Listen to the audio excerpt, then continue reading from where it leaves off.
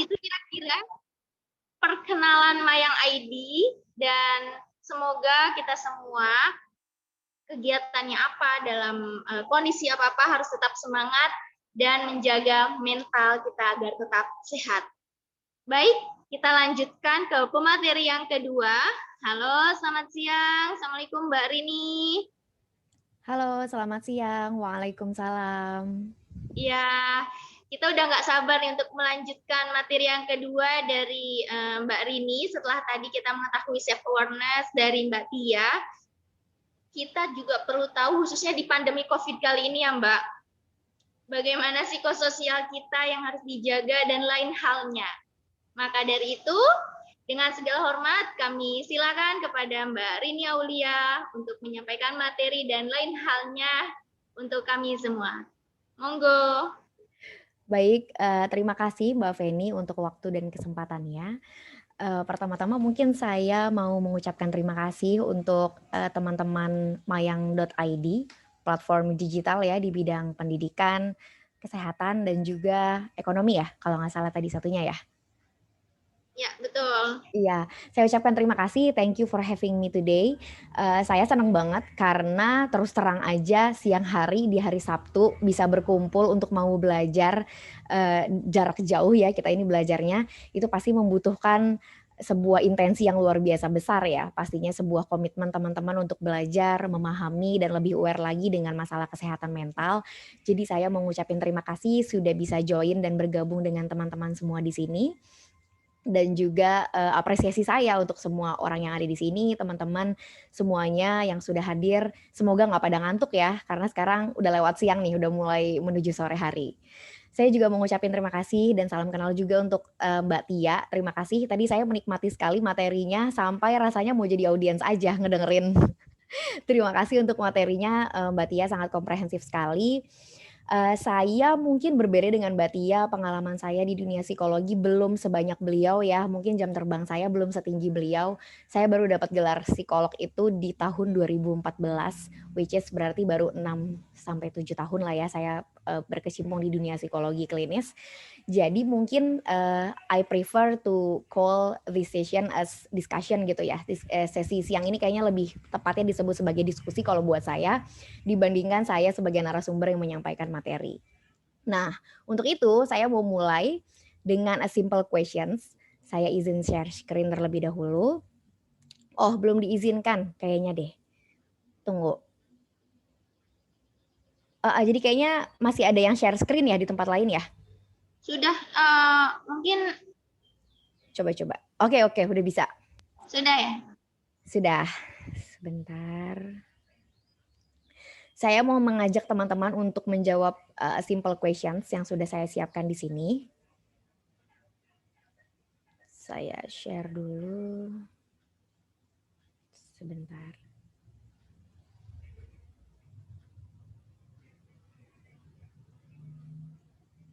Nah, sebelum kita mulai pembahasannya tentang mental health during pandemic ya, saya mau teman-teman coba tolong bantu untuk menjawab pertanyaan pertama ini. Silahkan teman-teman bisa menjawabnya dengan mengakses di Google Search, bisa ditulis www.menti.com, terus masukin kode 36972494, sebagaimana yang tertera di layar ya. Mungkin teman-teman bisa melihat langsung. Jadi buka browsernya, terus ketik www.menti.com, terus coba use the code, kodenya itu 36972494. Silahkan dijawab pertanyaan pertama, pengalaman terburuk saya selama pandemi. Oke, teman-teman kira-kira apa sih pengalaman terburuk yang pernah teman-teman alami selama pandemi? Dipilih satu atau dua aja, karena saya batasi di sana teman-teman cuma bisa memberikan short answer sebanyak dua jawaban, jadi silahkan dipilih. Aduh, kira-kira selama hampir 2 tahun ini kita bersama-sama struggling menghadapi pandemi, apa sih pengalaman terburuk yang pernah saya alami? Silakan, saya tunggu jawabannya.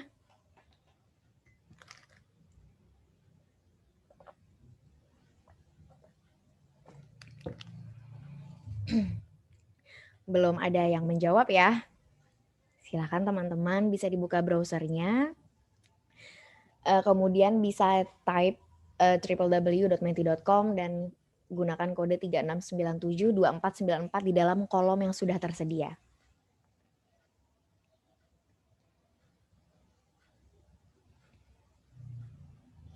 Pengalamannya bisa beragam ya teman-teman. Mungkin sekarang juga teman-teman masih mau memikirkan ulang nih, rethinking kira-kira selama 2 tahun ini apa ya pengalaman terburuk saya. Mungkin apakah keluarga saya pernah didiagnosa positif COVID-19, atau misalnya saya sendiri mungkin pernah mengalami didiagnosa positif kemudian juga harus isolasi mandiri, atau mungkin berkaitan dengan pekerjaan, misalnya orang tua saya di PHK, atau juga misalnya saya jadi putus sama pacar saya karena selama pandemi kita jauh-jauhan karena PSBB jadi nggak pernah ketemu. Bisa beragam sekali ya kejadian-kejadian, pengalaman-pengalaman buruk yang mungkin pernah teman-teman alami selama pandemi ini. Silakan bisa dituliskan, nanti jawabannya akan muncul tanpa ada keterangan pengirimnya. Jadi ini tetap safe, dijaga kerahasiaannya ya. Oke, ada satu yang sudah menjawab, keluarga terkena COVID-19. Oke. Pastinya tidak mudah ya. Saat ini juga saya di dalam rumah saya saat ini, keluarga saya sendiri, adik saya sedang isolasi mandiri karena sedang positif COVID-19. Ini pengalaman pertama saya, keluarga saya dinyatakan positif gitu ya, mengalami COVID-19. Jadi I feel you Mbak, siapapun Mbak atau Mas yang merasa pernah mengalami keluarganya terkena COVID. Ada juga yang terkena sulit mendapatkan pekerjaan. Oke, saya mengalami gejala. Oke, berarti sudah dinyatakan positif ya, pernah mengalami gejalanya. Keluarga terkena COVID-19, baik. Sebagian besar sepertinya isunya berkaitan dengan penyakitnya itu sendiri ya, dengan virusnya itu sendiri, yaitu coronavirus. Ada lagi? Mungkin ini kalau yang sulit mendapat pekerjaan ini kayaknya relate banget sama mahasiswa-mahasiswa yang baru lulus terus baru mau mulai mencari pekerjaan dan ternyata jadi kesulitan karena situasi ini ya, pandemi ini, di mana-mana perusahaan juga mungkin akan lebih picky, akan lebih screening lebih ketat lagi untuk memilih calon karyawannya. Terus juga bahkan mungkin mereka tidak membuka rekrutmen di tahun ini karena permasalahan ekonomi dan sebagainya yang disebabkan oleh COVID-19. Dikira terkena COVID. Oke, berarti bukan terkena tapi orang lain akhirnya berprasangka kita terkena COVID mungkin karena kita pernah melakukan kontak erat ya dengan pasien COVID-19. Putus dengan pacar. Oh, ternyata bener ya, ada yang mengalami putus dengan pacar sebagai pengalaman terburuk 2 tahun ini struggling menghadapi pandemi. Malas belajar daring. Ya, pastinya mungkin juga makanya tadi saya mengapresiasi sekali teman-teman yang berkumpul siang ini karena pastinya kita semua udah ada di tahap benar-benar bosan dan mungkin burnout ya karena setiap hari harus ready di depan laptop, screening time-nya meningkat untuk aktivitas-aktivitas yang dilakukan secara daring. Oke, terima kasih untuk jawabannya. Sudah ada 6 orang di sini ya. Saya anggap setengahnya lah dari sebagian besar audiens yang ini. Kita akan lanjut ke pertanyaan kedua, teman-teman. Sebentar. Pertanyaan keduanya akan saya share di sini. Kemudian perubahan dirinya apa sih yang dialami selama pandemi? Kira-kira selama 2 tahun, hampir 2 tahun, saya 1,5 tahun mungkin ya, 1,5 tahun kita struggling menghadapi pandemi COVID-19, perubahan apa ya yang saya rasakan dalam diri saya? Mungkin kalau untuk hal-hal kecil yang terjadi adalah misalnya perubahan jam biologis. Ada ya sebagian besar orang yang akhirnya tidurnya itu baru pagi, malamnya aktif dan malah produktif banget. Terus baru tidur pagi sampai siang karena nggak ada aktivitas misalkan. Perubahan jam biologis. Ada juga yang perubahannya misalnya kedekatan saya dengan keluarga. Sebelum pandemi jarang banget punya waktu untuk bisa ngobrol sama mama papa, sama adik kakak. Tapi setelah pandemi semua kumpul di rumah, akhirnya punya lebih banyak waktu, quality time untuk berbicara lebih dalam gitu ya, melakukan deep talk, terus juga saling membuka diri dan sebagainya. Bisa macam-macam ya. Oke, jam tidur berantakan, berat badan bertambah. Oke, I feel you juga ini karena saya juga mengalami kenaikan berat badan selama pandemi. Tidak gagap teknologi. Oke, ini satu hal yang positif ya, perubahan diri yang positif selama pandemi. Manajemen diri, di sini nggak dijelaskan secara spesifik, tapi ada perubahan dalam manajemen diri. perubahan pola aktivitas, oke. Terus mudah stres, ya exactly. Untuk sebagian besar orang memang karena pandemi ini full of uncertainty ya, terlalu banyak hal yang tidak pasti, semuanya itu tentatif ya, sangat mungkin ada perubahan-perubahan, sehingga akhirnya kita juga harus menyesuaikan diri, melakukan proses adaptasi, dan akhirnya jadi sering berada di bawah tekanan, sehingga stres itu sesuatu yang mungkin sulit untuk kita hindari ya dalam situasi pandemi. Oke, terima kasih teman-teman semuanya sudah memberikan jawaban. Saya harap meskipun yang lain mungkin belum sempat menuliskan jawabannya, tapi sudah sempat terpacu gitu untuk memikirkan kira-kira perubahan apa yang terjadi dalam diri saya selama pandemi ini. Ini penting karena saya mau teman-teman semuanya di sini kita akan bicara topik yang sebenarnya pernah populer di tahun lalu. Mungkin saat ini orang udah nggak peduli lagi gitu ya sama pandemi, misalnya sudah lebih masa bodo amat gitu ya, karena udah merasa udah masuk ke new normal. Tapi jangan sampai segala proses yang kita lalui 1,5 tahun ini kemudian tidak ada artinya karena kita tidak melakukan proses refleksi. Sebenarnya apa sih perubahan diri yang terjadi sama saya selama pandemi ini? Oke, saya stop sharing dulu. Terima kasih untuk semua responnya. Sekarang saya izin akan akan sharing PowerPoint saya ya. Sebentar. Oke. Sesuai topik yang diberikan oleh teman-teman mayang.id kemarin kepada saya diminta untuk membahas tentang mental health dan juga psikososial ya during pandemic COVID-19. Awalnya saya agak bingung pas dikasih topik ini. Pasalnya topik ini memang pernah populer, tapi dulu kan ya pas di awal-awal pandemi itu muncul, masuk ke Indonesia, terus awal mula masuk ke Indonesia kan langsung yang paling kental adalah stigmanya ya. Kita masih ingat pasien pertama itu dibully sama banyak orang karena orang Indonesia begitu keponya mencari identitas dirinya, mengaitkan segala hal yang dia lakukan dengan diagnosa COVID-19 yang dia alami, kemudian stigma melekat dan akhirnya sejak saat itu pemahaman dan awareness kita terkait dengan mental health itu meningkat. Banyak sekali webinar-webinar yang muncul yang mau dibahas adalah tentang psychological impact of COVID-19 atau mental health yang during COVID-19 gitu ya. Nah, jadi begitu panitia datang kemudian memberikan topik ini, saya agak bingung. Kira-kira apa lagi yang mau dibahas? Saya ngerasa teman-teman di sini pasti sudah punya pemahaman yang masing-masing tentang itu. Tapi tidak bisa dipungkiri kalau ini masih menjadi PR kita bersama. Karena kita menggaungkannya, informasi ini tersebar kemana-mana, tapi kenyataannya it continued rising berkaitan dengan angka kasus, kejadian di mana orang-orang membutuhkan psikolog atau bantuan profesional untuk membantu mereka menyelesaikan isu-isu psikologis itu terus meningkat di saat masa pandemi. It means narasi apapun yang sudah berkembang, sebagaimanapun pemahaman kita terkait hal itu, ini masih menjadi PR bersama gitu ya, berkaitan dengan mental health. Jadi saya apresiasi Mayang ID kembali menayangkan nih, mengangkat kembali isu ini kalau ini belum selesai loh.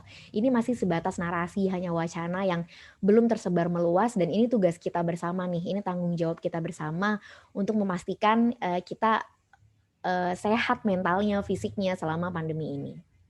Nah, mungkin karena sudah 1,5 tahun, sudah banyak sekali penelitian yang berkembang berkaitan dengan pasien COVID-19, juga dengan people yang in general ya, kita semua yang juga harus struggling menghadapi ini.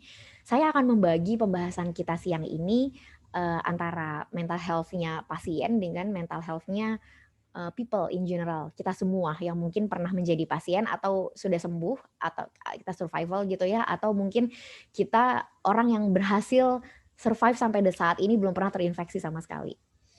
Kita mulai dari pengalaman saya dulu teman-teman.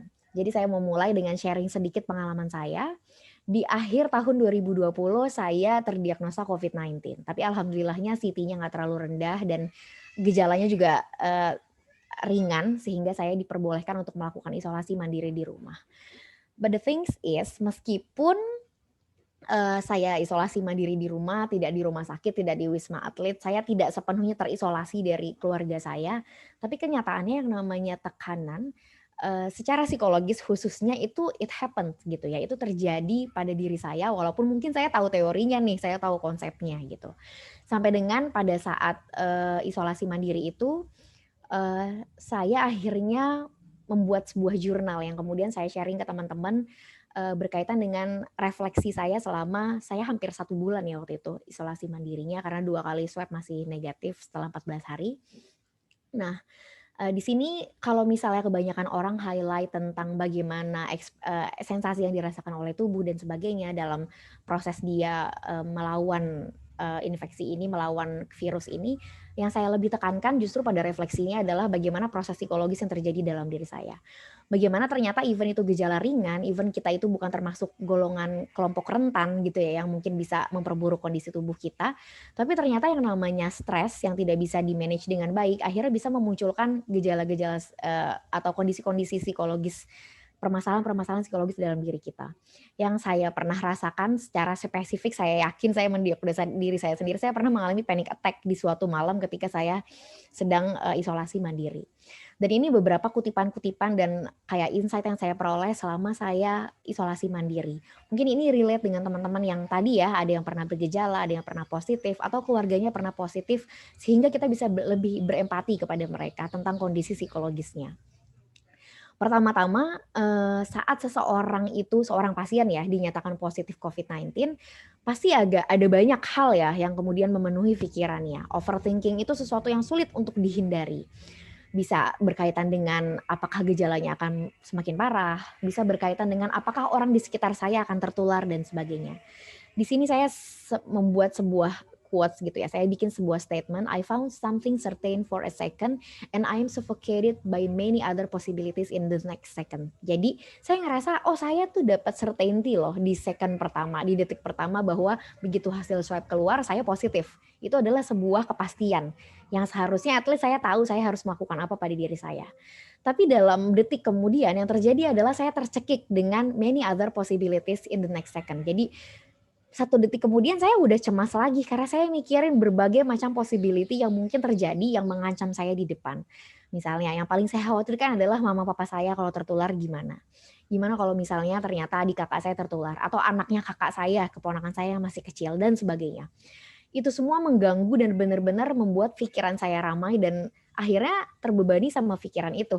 Jadi gejala fisiknya ringan tapi gejala psikologisnya berat gitu karena banyak sekali kita ruminating, kita berandai-andai, second guessing, dan akhirnya penuh pikirannya dengan hal itu. Kemudian yang membuat saya berhasil melewati ini adalah karena saya mencoba untuk menjadi penuh untuk diri sendiri. Ini pentingnya self-awareness, ini pentingnya mindful saat kita menghadapi sebuah situasi yang stressful.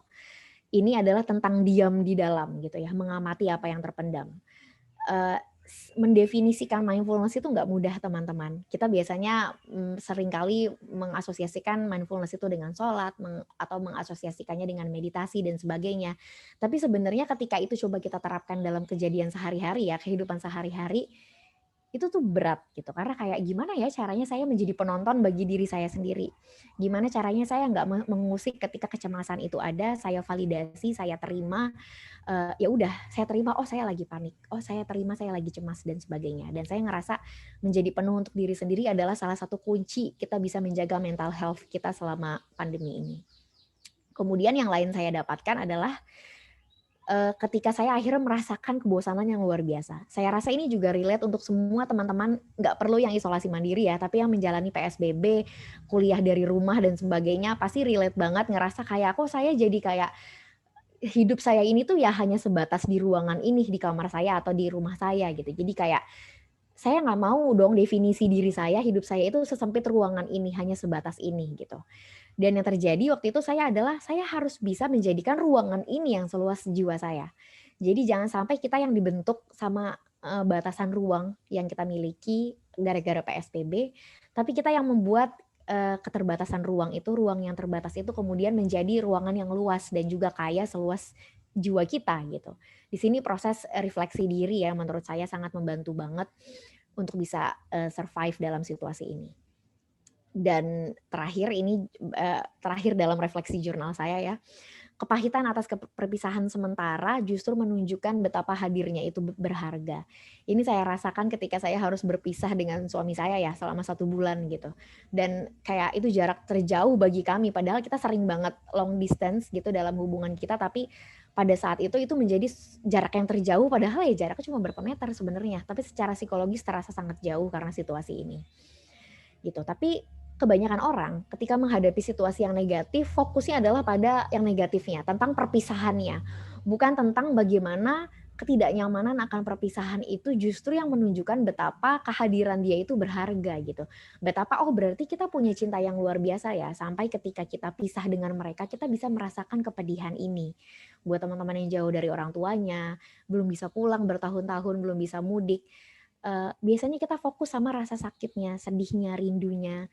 Kita lupa kalau rasa itu semua ada dan bermakna karena kita punya rasa yang begitu kuat, rasa sayang yang begitu kuat yang membuat perjumpaan itu berharga gitu. Jadi ini tentang point of view yang kayaknya perlu kita kuasai dalam situasi pandemi ini. Kalau tadi saya sedikit bercerita tentang pengalaman pribadi saya, sekarang kita masuk ke yang agak ilmiah-ilmiah dikit, saya ambil dari jurnal yang diteliti oleh Swab Najet ya di Asian Journal Psychiatric. Jadi itu di Desember 2020 para peneliti itu mencoba untuk meng-capture kira-kira emosi apa sih yang dialami oleh para pasien COVID-19 selama mereka itu ada di hospital stay ya, selama mereka itu isolasi di rumah sakit atau kalau di kita mungkin ada yang di Wisma Atlet dan sebagainya. Ternyata ini adalah 5 emotions atau feelings yang paling mendominasi. Jadi dari sekian banyak sampel yang diambil, emosi pertama yang paling mendominasi adalah worried atau rasa khawatir. Dan yang kedua adalah anxiety atau kecemasan. Ini adalah 2 emosi yang sangat mendominasi kalau kita lihat angka persentasenya sampai 96 atau 92%. Itu tinggi banget, berarti hampir semua pasien itu mengalami hal ini. Kemudian juga mengalami isolated ya, di mana dia ngerasa terasingkan, sendiri, seperti lonely gitu ya, mengalami kesepian.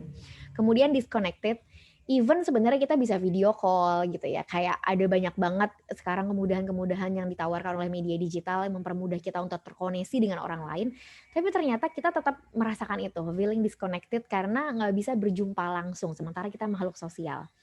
Dan yang terakhir, salah satu yang paling mendominasi emosinya adalah irritability.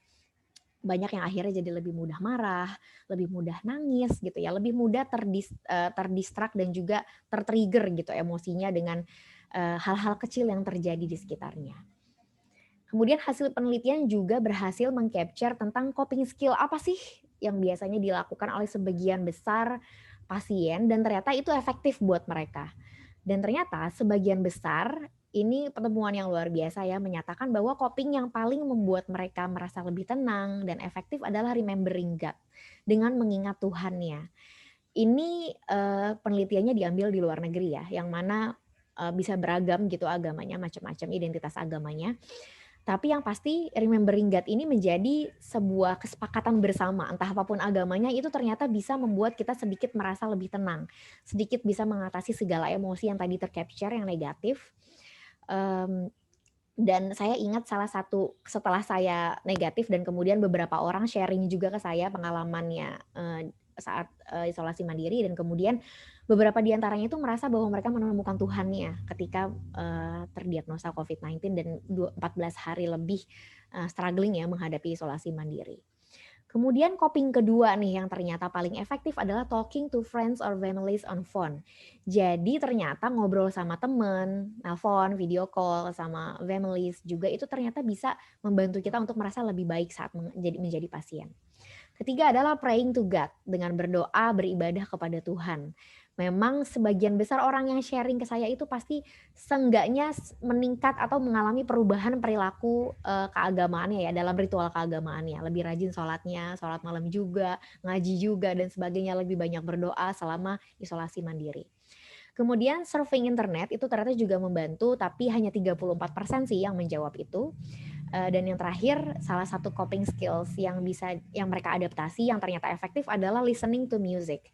Jadi ternyata dengerin musik itu bisa membuat mereka lebih tenang menghadapi isolasi mandiri. Nah, kita nggak bisa lepas membicarakan tentang mental health kalau kita tidak bicara tentang kemudian apa sih yang berkembang dalam diri kita, apa yang terus develop in ourselves, dan kemudian itu mempengaruhi diri kita, membuat diri kita menjadi lebih matang dan penuh.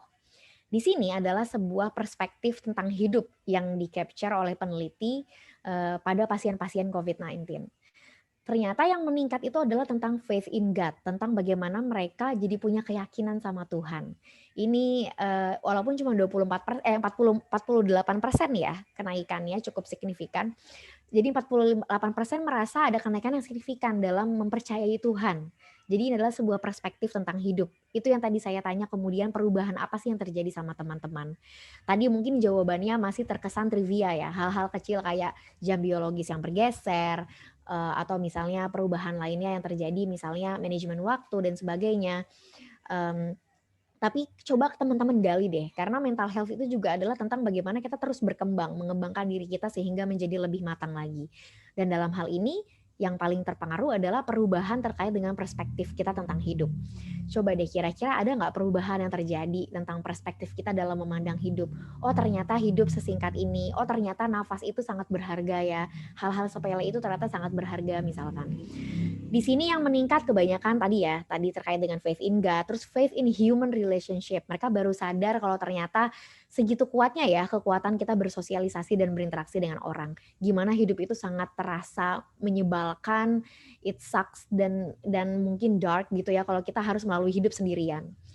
Dan ternyata di sini malah yang uniknya ya, faith in power of money itu berkurang. Jadi lebih banyak di sini ada yang no change frekuensi sih, tapi ada juga yang decrease slightly frekuensi. Jadi ternyata keyakinan mereka tentang kekuatan uang itu tuh sedikit, ada beberapa orang yang merasa itu berkurang gitu sampai 20% di sini ya. Itu kayaknya berkurang deh, karena ternyata ini lebih dari sekedar kita punya uang atau enggak untuk bisa menghadapi pandemi ini. Gitu ya. Itu kalau berkaitannya dengan pasien. Nah, sekarang kita coba melihatnya dari kacamata seorang orang biasa yang mungkin pernah survive, mungkin keluarganya pernah mengalami, atau mungkin belum pernah mengalami sama sekali, tapi kita masih terus berusaha mengikuti perubahan-perubahan yang terjadi untuk menyesuaikan diri dengan pandemi ini. Ini saya coba highlight yang berkaitan dengan anak dan juga remaja dulu ya. Jadi di sini remaja itu dan anak itu katanya ada perubahan-perubahan perilaku nih yang terjadi selama pandemi. Salah satunya ini adalah negative behavior ya, kayak misalnya excessive crying and annoying behavior. Jadi ada perilaku yang jadi agak mmm, eee, menyebalkan kalau buat anak dan juga kecenderungan untuk menangisnya lebih banyak lagi untuk anak dan juga mungkin yang remaja, anak menuju remaja ya. Kemudian difficulties with concentration and attention. Ini yang tadi bilang udah muak banget sama online class dan sebagainya. Pastinya yang paling sulit dijaga dalam online class adalah konsentrasi ya. Konsentrasi kita, atensi kita tuh sulit dijaga dan ternyata itu memang menjadi sesuatu yang berkembang saat ini. Change in eating habits, mungkin nggak cuma masalah eating tapi segala hal pola hidup yang dasar kayak tidur, mandi, makan mungkin ada perubahan di sana. Biasanya rutin mandi pagi sore, sekarang mandinya cuma sore doang karena nggak kemana-mana misalkan ya. Kemudian increase sadness, depression, or worry. Jadi banyak juga yang mengalami kenaikan kesedihan, depresi, dan juga kecemasan atau kekhawatiran karena masalah pandemi ini. Ini adalah common change yang terjadi pada umumnya sama orang-orang di sekitar kita. Kemudian kita juga lihat dari sudut pandang orang yang lebih lebih berpotensi untuk bisa mengalami COVID-19 dan parah kondisinya, yaitu adalah elders, orang-orang yang udah tua. Ternyata di sini yang terjadi perubahan perilakunya adalah lebih irritating. Mereka jadi lebih mudah marah, kesel, mungkin cuman harus di rumah aja, sangat dibatasi ruang geraknya sama anak-anaknya mungkin. Dan juga shouting behavior. Ada banyak yang akhirnya jadi lebih tinggi dalam berkomunikasi, marah, mudah marah dan menyampaikan segala sesuatu dengan bahasa dan juga nada yang lebih tinggi. Kemudian change in sleeping and eating habit sama seperti yang anak-anak juga, untuk orang tua juga biasanya ada perubahan jam tidur, kebiasaan makan dan sebagainya, dan emotional outburst. Ini yang harus hati-hati banget karena kalau kita masih dalam kondisi PSBB, masih serumah semuanya, kemudian kalau orang tua kita misalnya lebih irritable, lebih mudah meluap-luap emosinya, terus kitanya nggak paham dan akhirnya malah konflik terjadi di dalam rumah tangga. Akhirnya bukannya akhirnya kita menghadapi stres dengan cara yang baik, tapi malah kita menghadirkan stresor-stresor baru lagi yang semakin menekan kita. Nah, itu semua tadi adalah gambaran yang didapatkan dari sebuah penelitian ya, dari beberapa penelitian tentang bagaimana kemudian pandemik ini mempengaruhi mental health kita, mempengaruhi munculkan perubahan-perubahan perilaku dalam diri kita yang mungkin experience ini bisa bersifat subjektif, setiap orang bisa beda-beda ya, sensasi yang dirasakannya, perubahan perilaku yang dialaminya. Tapi, itu sudah pasti ada perubahan perilaku, perubahan pandangan hidup, kemudian perubahan kebiasaan, dan juga pastinya adalah emosi-emosi baru yang menghampiri kita, yang mungkin lebih, bukan cuma bersifat temporer, tapi cenderung akan melekat pada kita dalam waktu yang lama. Nah, itu semua bisa terjadi kalau teman-teman pasti sudah terbiasa ya dengan, udah sering banget dengar dulu pasti soal stress respon proses, di mana kita ada mekanismenya loh nih gimana akhirnya stres itu muncul, kemudian bagaimana kita bisa sampai akhirnya memunculkan gejala-gejala fisik ketika kita sedang stres. Kalau teman-teman misalnya sekarang lagi sering banget sesak nafas, atau sakit perut, atau misalnya badannya nggak enak gitu ya, atau suka deg-degan, tangannya basah gitu ya atau gemeter. Itu adalah respon-respon, yang biasanya dimunculkan oleh biologis kita karena kita menghadapi stres.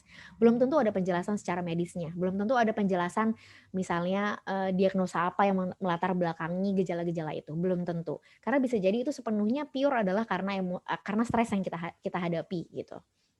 Dalam situasi ini secara singkat aja saya sampaikan, kalau kita itu punya, kemampuan untuk ngejudge sebuah situasi yang kita hadapi ya. Misalnya saat ini keluarga kita ada yang lagi positif COVID-19, isolasi mandiri di rumah, kita bisa punya persepsi yang berbeda-beda tentang situasi itu. Kita punya kemampuan dan juga hak untuk ngejudge itu sebagai apa.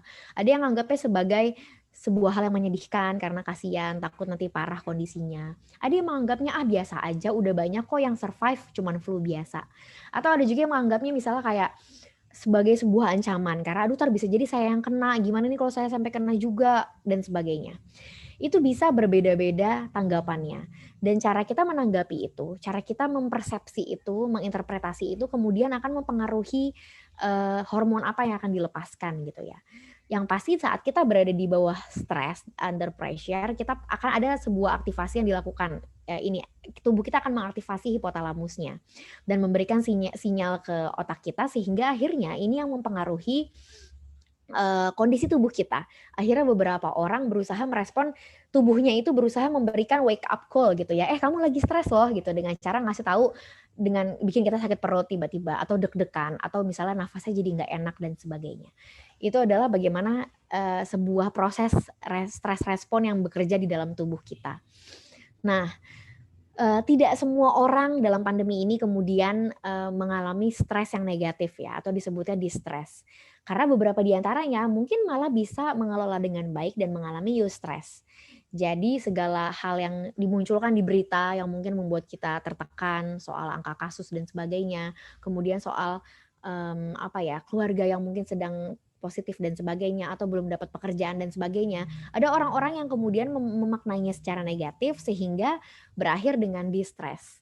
Ada juga orang-orang yang berusaha memaknai secara positif dan kemudian malah termotivasi untuk melakukan banyak hal, "Aduh belum bisa kerja nih, akhirnya saya jualan dulu deh, jualan cireng," gitu, terus masukin di GrabFood gitu kan. Jadi kita akhirnya jualan dulu sementara. Atau misalnya bikin konten jadi content creator entah di YouTube channel atau di TikTok dan sebagainya. Itu kalau yang berhasil mengolahnya menjadi eustress, menjadi lebih sehat. Nah, masalahnya eustress itu biasanya hanya last in short term. Jadi cuman terjadi dalam jangka waktu yang pendek. Sebuah euforia gitu ya, kayak, "Aduh saya harus menghadapi ini tantangan buat saya." Tapi ada juga yang lasting-nya itu in short and long time, ini yang distress. Kalau distress itu bisa dalam jangka waktu yang lama bertahan dalam diri kita. Kelelahan, capek, feel exhausted misalnya ya, terus, apalagi ya, misalnya kesendirian, kesepian dan sebagainya itu bisa bertahan lama stresnya dan akhirnya triggering anxiety, muncul kecemasan dan sebagainya. Dan di sinilah mulai akhirnya kita decrease fokusnya. Kalau tadi ada perubahan perilaku di mana kita punya mengalami distraksi dalam atensi dan fokus perhatian kita, mungkin karena kita lagi stres dan kita menghadapinya dengan distress ya, dengan secara negatif akhirnya, fokus kita jadi ter-decrease gitu ya, berkurang. Sementara kalau eustress itu membuat kita menjadi lebih fokus. Orang-orang yang berhasil survive, beradaptasi dengan perubahan baru yang terjadi, gaya hidup baru, pulang rumah harus langsung masuk kamar mandi, baju langsung dimasukin ke mesin cuci, terus langsung mandi, cuci tangan dan sebagainya. Setiap hari begitu tanpa lelah misalkan gitu ya, makan makanan yang sehat, olahraga dan sebagainya. justru bisa jadi lebih fokus dan performance-nya menjadi lebih baik ketika dia bisa menanggapinya dengan lebih baik. Nah, kemudian apa sih yang bisa kita lakukan supaya akhirnya kita bisa mengelola stres nih, supaya kita lebih baik lagi dalam menghadapi stres dan mungkin lebih banyak didekatkan atau mengalami eustress daripada distress. Nah, ini yang paling penting teman-teman. Our perception about the stressor matters. Jadi persepsi kita tentang stresornya itu sangat bermakna ya, sangat akan mempengaruhi nanti kira-kira kita akan menghadapinya dengan cara apa, coping apa yang akan kita gunakan. Dalam appraisal, di sini ada dua hal ya dalam teori appraisal, itu ada primary and secondary appraisal. Kalau primary itu kita bicara tentang bagaimana kita meyakini sebuah situasi itu seberapa mengancamnya bagi kita. Jadi kan itu sebuah keyakinan tadi ya, bagaimana kita mempersepsi stresor itu apakah mengancam kita atau tidak dan seberapa besar ancamannya bagi kita. Sementara secondary appraisal itu tentang keyakinan kita bahwa kita mampu menghandle stres itu. Seberapa yakinnya kita. Nah, ini tadi nih kaitannya sama self awareness ya. Kalau kita udah punya pemahaman yang komprehensif tentang diri kita tahu siapa kita tahu weaknesses kita, orang-orang di sekitar kita melalui Johari Window juga kita udah self disclose ke mereka siapa kita udah dapat feedback, receiving feedback dari mereka. Kita akhirnya menjadi lebih kokoh sebagai diri kita dan mampu menghandle. Semakin lebih yakin kalau saya bisa kok handle ini. Akan beda sensasi yang dirasakan antara pasien yang begitu kena COVID kemudian berpikir bahwa kayaknya saya nggak akan bisa deh 14 hari sendirian. Kayaknya saya nggak akan bisa deh menghadapi gejala ini. Kayaknya gejala saya akan semakin buruk. Itu berarti secondary appraisal dia negatif. Dia merasa dia nggak she or he is not able to handle it atau stresornya sehingga akhirnya stresnya semakin parah gitu ya, akhirnya menjadi distress.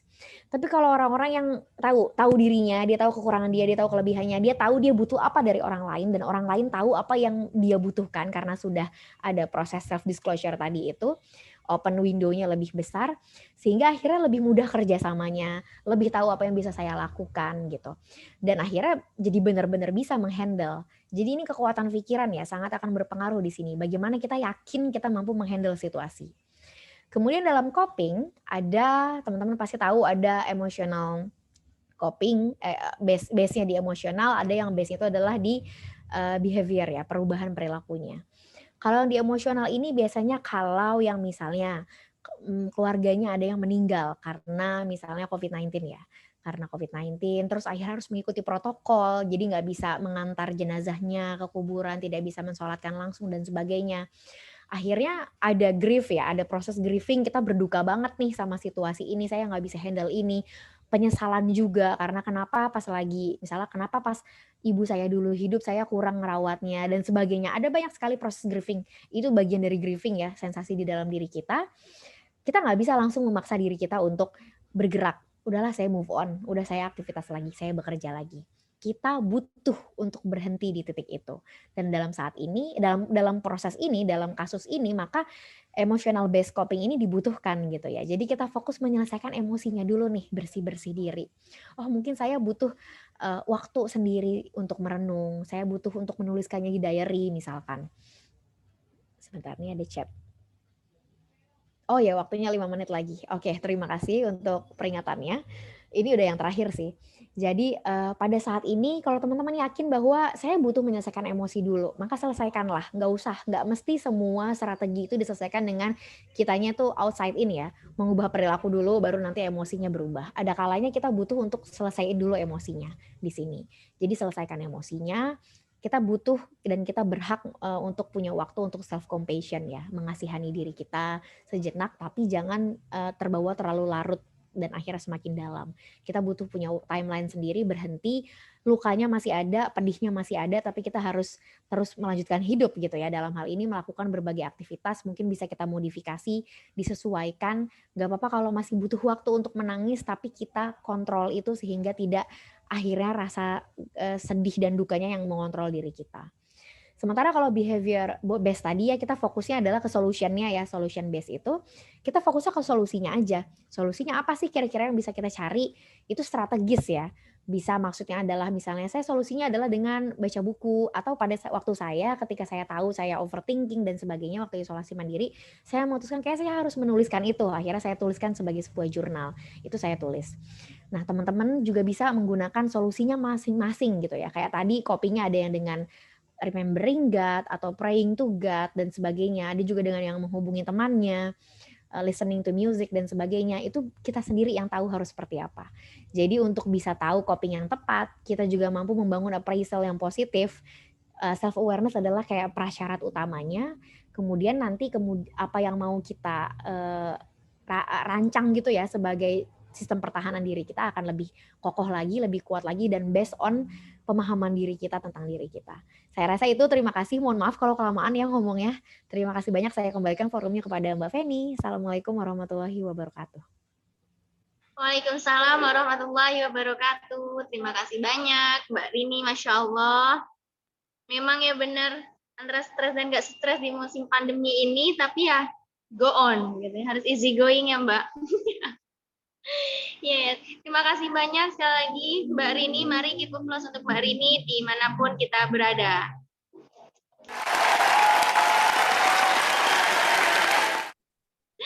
Oke, sekali lagi terima kasih Mbak Rini dan Mbak Tia atas waktu, ilmu, juga kesempatannya. Kita masih ada waktu nih, tapi memang tidak banyak karena mohon maaf kita dibatasi oleh waktu, juga lain halnya.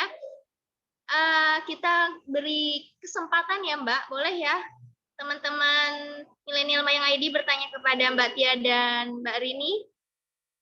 Kami beri kesempatan 2 orang penanya.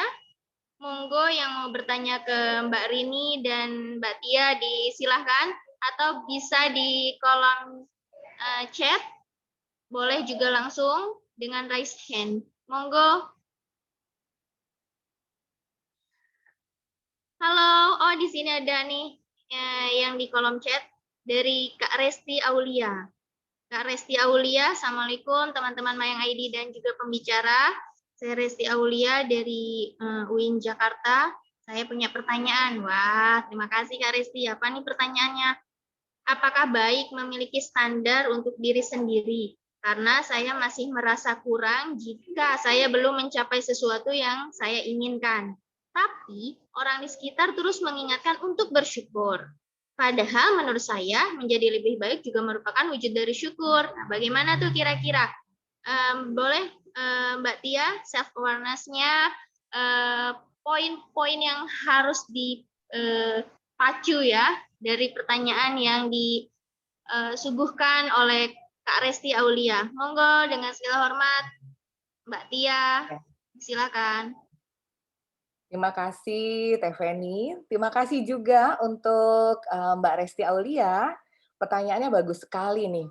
Pertanyaan yang saya pikir lahir dari orang-orang yang punya motivasi tinggi dan need of achievement juga yang tinggi nih. Nah, Mbak Resti, apakah salah gitu ya punya standar untuk diri sendiri? Tentu tidak.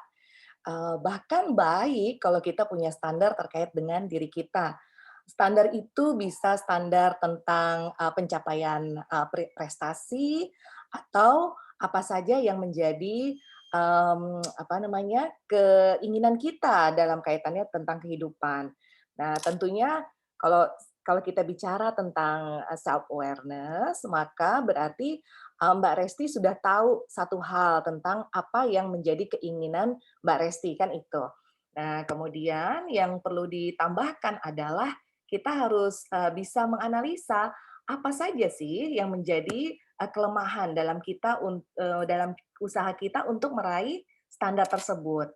Kemudian juga apa yang menjadi kekuatan kita untuk meraih standar tersebut.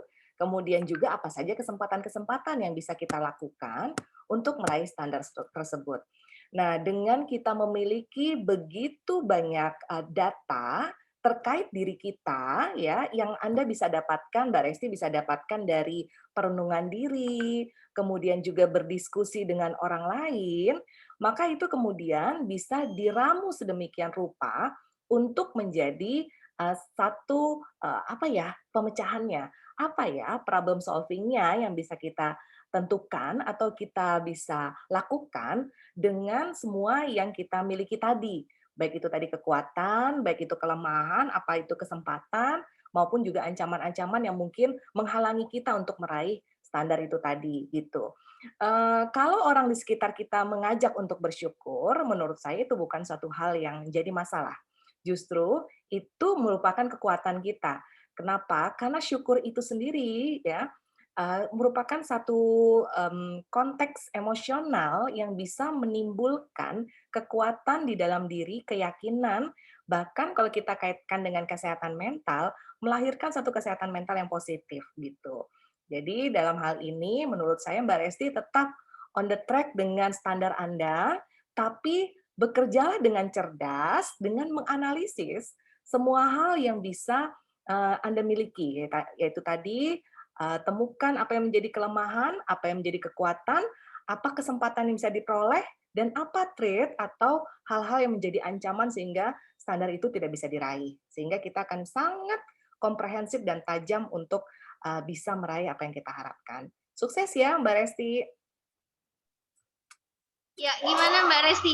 Tapi sepertinya kalau punya standar untuk memacu lebih baik ke depannya nggak apa-apa ya Mbak ya? Karena kalau nggak punya standar bingung juga, ntar stagnan ya. Ya, karena dengan standar itu juga merupakan motivasi internal ya yang bisa menggerakkan behavior kita, perilaku kita untuk bisa mencapai standar tersebut begitu. Betul. Yang penting tidak lupa bersyukur ya. Jangan lupa bersyukur dan jangan lupa bahagia ya. Iya betul, jangan lupa bahagia. Nah, bagaimana pandangan dari Kak Rini sendiri, khususnya untuk menjaga psikososial dan kayaknya kalau di musim pandemi ini banyak sekali ya, misalnya, kita stagnan, harus terpacu, tapi omongan orang kayak gimana gitu. Nah, kira-kira gimana nih menurut Kak Rini sendiri? Baik, terima kasih. Saya juga mau bilang kalau pertanyaannya bagus banget ya ini ya, tadi Mbak Resti ya, Mbak Resti Aulia, terima kasih untuk pertanyaannya, keren banget.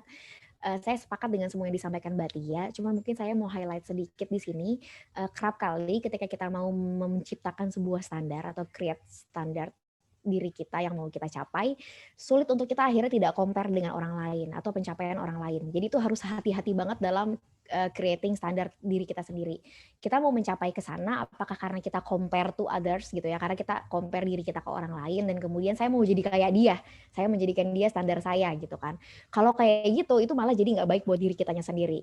Jadi kita harus make sure waktu kita creating standar itu yang kita create adalah tentang diri kita yang kita compare dengan yang diri kita yang kemarin, bukan dengan orang lain atau entah itu misalnya pun dia adalah role model kita ya, kayaknya nggak perlu juga kita itu membandingkan diri kita dengan role model kita sendiri. Jadi kita bergerak di timeline masing-masing, jadi silahkan kalau misalnya mau lebih baik lagi, mau berkembang ke depan, satu-satunya yang perlu kita jadikan sebagai titik awal adalah diri kita yang kemarin gitu, bukan compare ke orang lain. Mungkin itunya aja kali tambahan dari saya. Terima kasih. Oke, terima kasih. Semoga menambah semangat dan motivasi diri ya untuk Mbak Resti Aulia. Selanjutnya ada pertanyaan lagi nih untuk Mbak Rini. Mbak Rini ini dari Nisa Siti Fatona. Selamat siang menuju sore teman-teman tim Mayang ID juga pembicara. Halo, selamat sore Kak Nisa. Saya Nisa Siti Fatona ingin mengajukan pertanyaan kepada Mbak Muharini. Kenapa ya saya mudah banget terbawa pikiran negatif saat malam hari, apalagi di masa pandemi seperti ini. Terima kasih sebelumnya. Tapi kayaknya kalau siang dia nggak terbawa, Mbak. Gimana sih kira-kira? Oke, baik, terima kasih pertanyaannya Mbak Nisa. Terkait dengan overthinking ya, atau berpikir negatif, atau mungkin ruminating ya. Kalau ruminating itu kita kayak semacam bengong, terus akhirnya pikiran yang kemana-mana. Itu memang biasanya akan teraktivasi ketika kita tidak sedang aktif ya, ketika kita tidak sedang produktif. Jadi memang malam hari biasanya adalah waktu yang paling sulit dilewati oleh orang-orang yang sedang mengalami hal ini. Misalnya khususnya nih ya, misalnya orang-orang yang memang punya gangguan depresi. Depresi itu salah satu yang erat dengan kondisi dia itu gejalanya adalah tadi overthinking itu. dan cenderungnya tuh automatic negative thought ya. Jadi pikiran negatif itu otomatis akan secara otomatis teraktivasi kalau dia lagi nggak ada aktivitas. Jadi malam hari adalah salah satu waktu yang paling sulit dilewati sebagian orang yang memang sedang struggling urusan ini. Jadi sebenarnya wajar ya kalau teman-teman apalagi di dalam kondisi pandemi dengan stresor yang luar biasa banyaknya, kalau di malam hari lagi tenang, lagi rileks, terus kemudian jadi pikirannya kemana-mana, menjelajah kemana-mana, kemudian muncul second guessing akan banyak hal, menerka-nerka dan akhirnya cenderung negatif gitu. Itu adalah hal yang wajar. Karena kalau dalam konsep behavioral activation itu memang situasi itu tadi ya, pikiran negatif, emosi negatif teraktivasi adalah ketika behavior kita atau kita secara perilaku, secara sikap sedang tidak produktif, sedang tidak aktif. Itu kenapa akhirnya kalau dalam tadi behavioral activation, treatment yang diberikan adalah dengan mengaktifasi perilaku gitu. Jadi ketika pikiran negatif muncul, atau bahkan sebelum pikiran negatifnya muncul, kita aktifasi dulu perilaku kita. Sebelum pikiran negatifnya muncul, mungkin kita perlu mengelola terlebih dahulu situasinya. Jadi jangan, misalnya gini, kita biasa di malam hari berpikir negatif ya, terus akhirnya kita biarin aja setiap hari kita tidur naik ke atas kasur, biarin pikiran kita yang membawa kita menjelajah kemana-mana. Coba kita ubah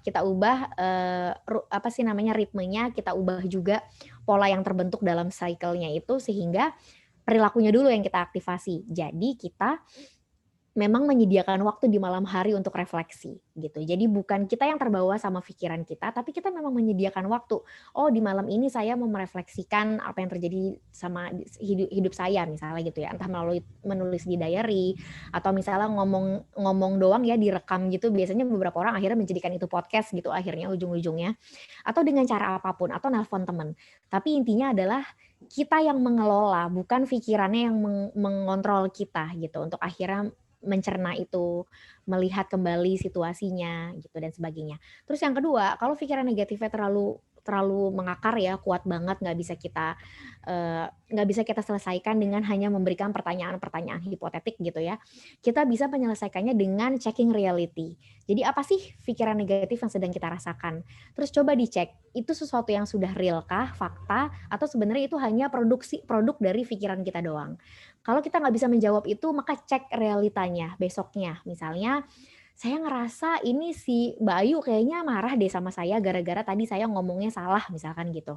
Atau gara-gara tadi saya nggak ngangkat telepon, pas lagi saya chat kok dia nggak bales ya padahal udah nge-read. Itu kan negative thinking ya, kita berpikir orang lain marah sama kita based on beberapa perilaku dia yang kemudian kita asumsikan itu adalah perilaku yang menunjukkan dia marah.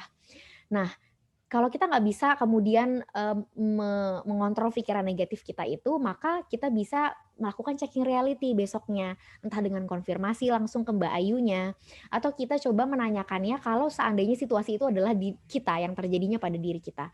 Bagaimana kalau saya adalah Mbak Ayunya, apakah saya akan marah gitu. Jadi sering challenge pikiran-pikiran negatif kita dengan ngecek realitanya supaya itu bisa terkontrol dan nggak terus terbuai dengan negative thinking-nya. Gitu ya, terima kasih.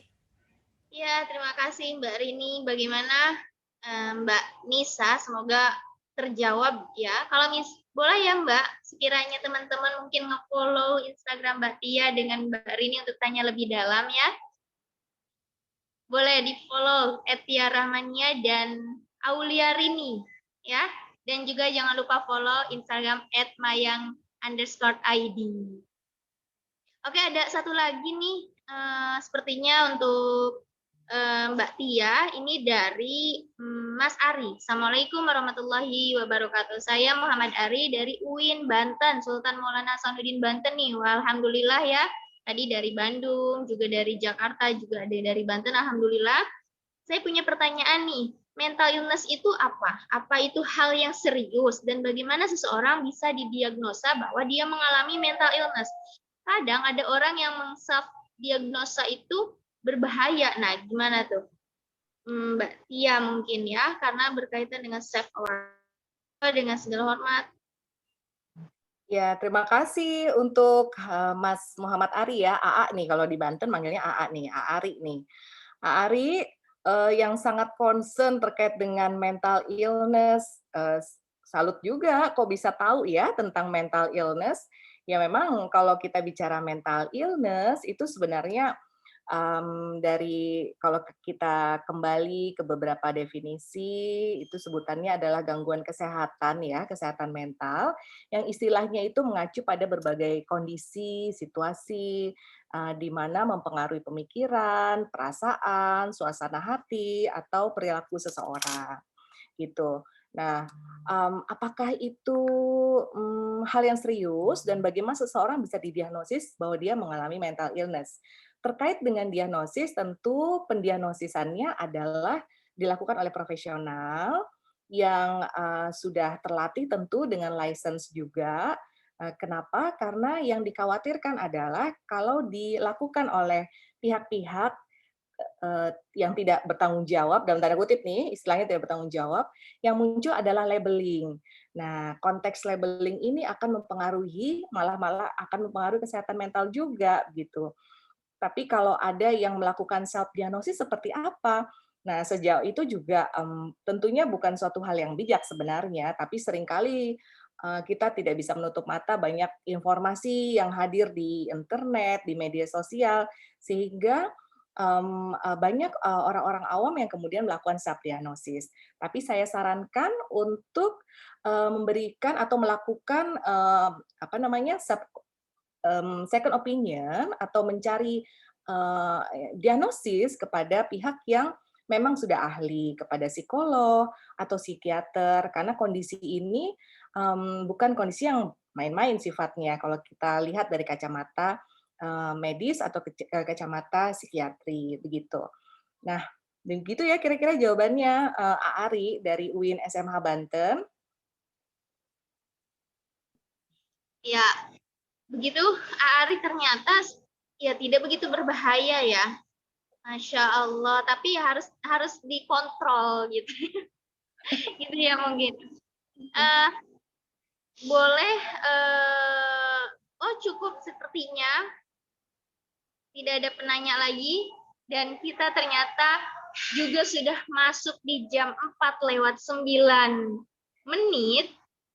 Sayang sekali waktu yang memisahkan kita. Sekali lagi, give applause untuk para pembicara dimanapun teman-teman berada. Oke, alhamdulillah. Setelah sampai di penghujung acara, bagi teman-teman penanya nanti akan mendapatkan giveaway namun di random bagi yang beruntung. Nah, siapakah mereka? Tunggu nanti ada chat dari Mayang ID ya, bagi teman-teman penanya. Dan sekali lagi saya ucapkan terima kasih kepada para narasumber. Izinkan kami sedikit memberikan apresiasi berupa cendera kasih atau cendera mata atau kenang-kenangan atau sertifikat mungkin begitu ya. Kalau di bahasa Indonesia banget sinonimnya. Tapi yang pasti adalah jangan dilihat bentuknya, namun mudah-mudahan bernilai dan memberikan manfaat ya. Monggo untuk tim yang bertugas kita hadirkan apresiasi atau sertifikat kenang-kenangan dari kami sebagai ucapan terima kasih dan rasa syukur kami atas waktu dan ilmu yang telah diberikan para pembicara. Ini dia sertifikat untuk Mbak Tia Rahmania. Dengan segala hormat, kami akan tampilkan di layar monitor. Oke, tepuk tangan untuk Mbak Tia Rahmania. Terima kasih sekali lagi Mbak Tia Rahmania atas waktunya, atas ilmunya, atas pengalamannya, atas kesempatannya. Mudah-mudahan tidak kapok bersama Mayang ID. Feni. Siap? Untuk penanya saya mau kasih buku saya nih. Oke. Wah, keren sekali. Udah nggak kelihatan nih. Alhamdulillah. Juga buat Mbak Muharini, Aulia juga semua saya kirimin bukunya. Ini nggak kelihatan ya. Ini buku kami hasilkan waktu masa pandemi. Jadi perempuan-perempuan, ada 9 perempuan dari Madinah. Kita bikin buku cerita ringan gitu ya, pengalaman di masa pandemi. Jadi saya mau kasih kepada ada 3 petanya tadi ya sama Mbak Muharini Aulia. Nanti alamatnya saya Terima minta kasih banyak, ya. Mbak Tia. Iya. Saya minta alamatnya sama Teh Alhamdulillah. Feni nanti ya. Baik, terima kasih Mbak. Ternyata teman-teman penanya dapat giveaway lebih nih dari Mbak Tia. Terima kasih sekali lagi Mbak Tia ketika ibu di rumah. Untuk calon ibu, untuk yang sudah menjadi ibu, atau yang sedang mencari calon ibu buat anak-anaknya ya Mbak, bisa ya? Amin, amin. Amin. Ya, terima kasih sekali lagi Mbak Tia atas supportnya, waktunya, dan lain halnya. Sekali lagi, terima kasih banyak kami dari tim Mayang ID. Selanjutnya, kami haturkan juga terima kasih banyak untuk Mbak Muharini Aulia atas waktunya, kesempatannya, segala halnya, bahkan waktunya, untuk bisa berbagi dengan kami tim Mayang ID. Izinkan kami memberikan berupa cenderamata yang akan kami tampilkan di layar monitor. Untuk tim, silakan.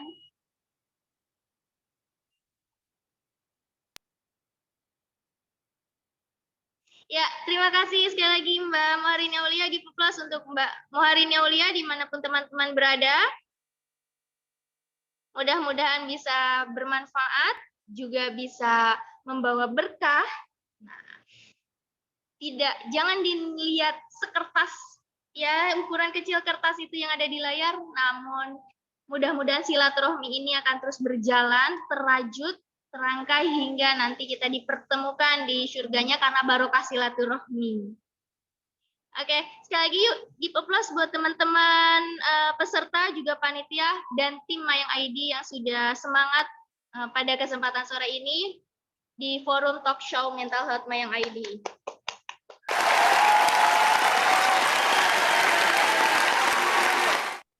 Alhamdulillahirabbil alamin. Sekali lagi kita telah sampai di penghujung acara, namun izinkan saya minta satu senyum terbaiknya ya. Boleh ya kami untuk mendokumentasikan acara pada siang kali ini, karena ini acara tidak akan terulang lagi bersama dua pemateri kece. Oke, satu, buka kameranya, berikan senyum terbaiknya untuk tim Mayang ID dan untuk seluruh masyarakat Indonesia. 1, 2, 3. Cheese. Oke, sekali lagi. Tangannya mungkin bisa seperti ini. Oke ya. Mohon kameranya semua. Sepertinya ada yang belum pakai kamera karena ada yang pakai ini, ada yang pakai apa namanya make up. Oke, 1, 2, 3, cheese. Alhamdulillah, terima kasih Mbak Tia, Mbak Rini. Salam silaturahmi, salam hormat kami. Semoga Mbak dan keluarga, Mbak Tia maupun Mbak Rini berada dimanapun, dalam kondisi apapun, dan sedang beraktivitas apapun bersama keluarga tercinta, selalu dalam keadaan sehat dan dalam lindungan Allah Subhanahu wa Ta'ala. Juga kami doakan kepada para audiens, khususnya hari ini, mentalnya selalu terjaga, selalu dalam keadaan sehat, dan easy going melakukan aktivitas dan rutinitas sehari-hari. Jangan lupa pakai masker, cuci tangan, dan jaga jarak. Akhirul kalam, saya Syarifeni Fahdiah, juga bersama tim Mayang ID mohon maaf apabila ada kekurangan baik teknis maupun lain halnya, khususnya saya selaku moderator atau host yang mendampingi acara pada kesempatan kali ini. Mohon maaf yang sebesar-besarnya. Akhirul kalam. Wabillahi taufiq wal hidayah, waridha wal inayah. Wassalamualaikum warahmatullahi wabarakatuh. Salam sehat semua. Waalaikumsalam warahmatullahi wabarakatuh. Terima kasih Mbak Rini, Mbak Tia, dan teman-teman semuanya. Terima kasih semua.